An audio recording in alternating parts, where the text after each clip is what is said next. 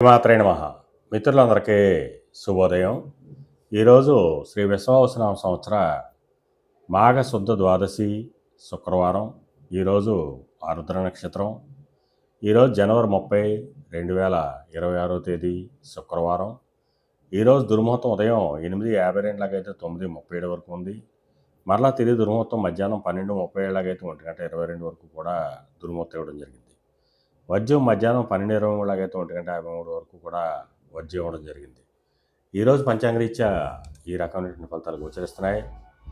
అలాగే ఈరోజు నక్షత్రం అయినటువంటి ఆరుద్ర నక్షత్రం ఎవరికి తారాబలం కుదురుతుందో మనం పరిశీలించినట్టయితే అశ్విని, కృత్తిక, మృగశిర, పునర్వసు, పుష్యమి, మక, ఉత్తర, చిత్త, విశాఖ, అనురాధ, మూల, ఉత్తరాషాఢ, ధనిష్ట,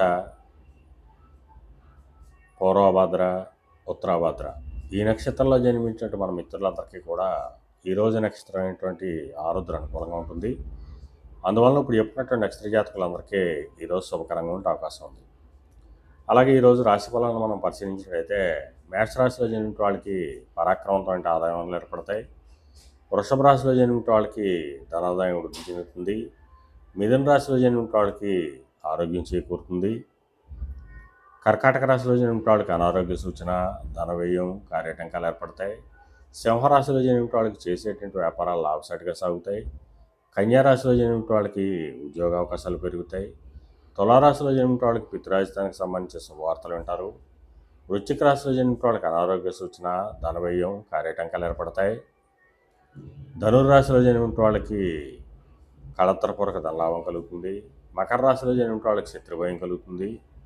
కుంభరాశిలో జన్మించిన వాళ్ళకి సంతానానికి సంబంధించిన శుభవార్తలు అంటారు. మేన రాశిలో జన్మించిన వాళ్ళకి ఆకస్మిక ప్రయాణాలు చేయాల్సిన అవసరం ఉంటుంది. ఈరోజు ద్వాదశ రాశి యొక్క ఫలితాలు ఈ రకంగా తెలియడం జరిగింది. అలాగే ఈరోజు కళారంగంలో ఉన్న వాళ్ళకి కానీ, కళాత్మకమైనటువంటి వస్తువులు క్రయ విక్రయాలు చేసిన వాళ్ళకి కానీ, సుగంధ పరిమళ ద్రవ్యాలు క్రయ విక్రయాలు చేసిన వాళ్ళకి కానీ, సౌందర్య సాధన క్రయ విక్రయాలు చేసిన వాళ్ళకి కానీ, జీవ సంబంధ వ్యాపారాలు చేసిన వాళ్ళకి కానీ, వైద్య రంగంలో ఉన్న వాళ్ళకి కానీ, మత్తుపానీయాలు క్రయ విక్రయాలు చేసిన వాళ్ళకి కానీ ఈరోజు మిక్కిలి శుభదాయకంగాను లాభదాయకంగా ఉండే అవకాశం ఉంది. ఈరోజు శుక్రవారం. అందువలన ఆ అమ్మవారిని, జగన్మాతని ఆరాధించిన, అమ్మవారి క్షీరాన్ని నైవేద్యం చేసిన సర్వశుభాలు కలుగుతాయని చెప్పి శాస్త్రరీత్యా తెలియజేయడం జరుగుతుంది. అలాగే మరలా రేపు శుభోదయం కార్యక్రమంలో మరిన్ని విషయాలు తెలుసుకుందాం. అంతవరకు మన మిత్రులందరికీ మరొకసారి శుభోదయం. ఇట్లో మీ పెదబాబు సిద్ధాంతి, గొల్లల మామిడాడ.